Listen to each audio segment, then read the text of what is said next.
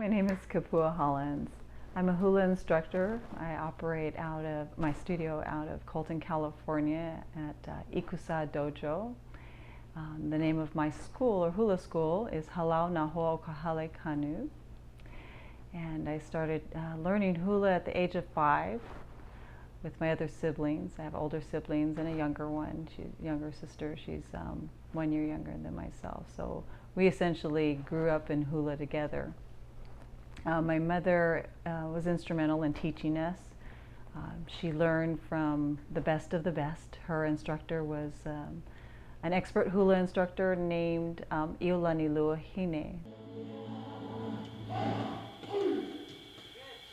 My mother felt that it was very important to keep the hula lineage alive, so she continued to teach us, and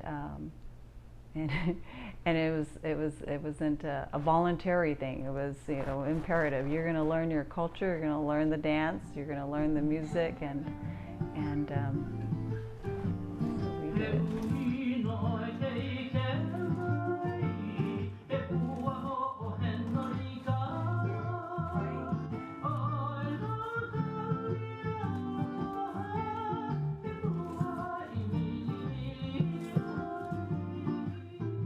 Well, in addition to my mother's formal hula instruction, she was also born into a family with a rich hula lineage.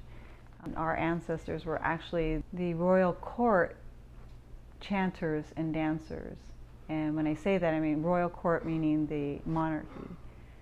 King David Kalakaua was the monarch at that time, and he instituted a group of entertainers or chanters and dancers of hula, and which our family was a part of. Interestingly enough, it was actually King David who brought back hula, because hula was lost for some time, for decades. I was born in Hawaii, Honolulu, as well as the rest of my siblings. We lived there during the formative years of my life, so I was exposed to Hawaiian language. My grandmother was fluent in Hawaiian, and she stayed home most of the time, so she watched all the kids while my parents worked. So we stayed in Hawaii for some time, and as we traveled onward to Japan, and it was in Japan, my dad was in the Air Force, that my dad and mom and their Hawaiian group were asked to put on performances for the wounded soldiers coming out of Vietnam, and which my mother was one of the lead dancers and instructors, and my older sisters were part of that dance troupe. It really impacted me seeing these young soldiers, wounded soldiers coming from Vietnam, and to just see their faces illuminate when they were met with this entertainment or these performances.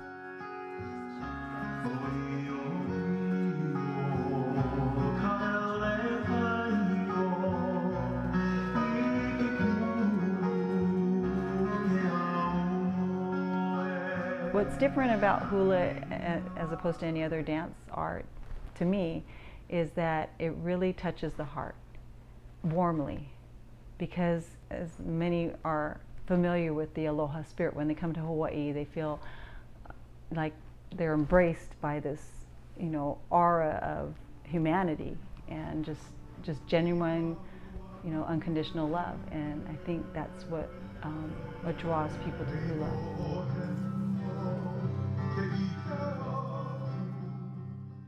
I think most hula instructors, I think their goal is to perpetuate the deeper meaning of hula, which again, I keep coming back to that spirit of aloha. And it's just all about love. It's all about compassion, giving. It's ohana, which ohana means family. And I think I can't tell you enough how grateful I am for my parents and how they've instilled that in us.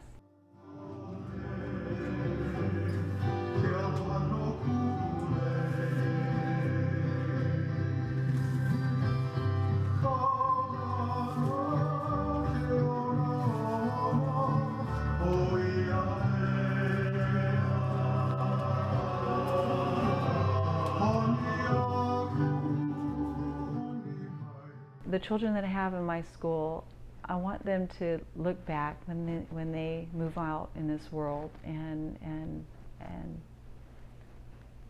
maybe that path might lead them to more hula, or maybe not. But at least what I know that they'll be able to carry the bigger meaning of hula, which is that of aloha.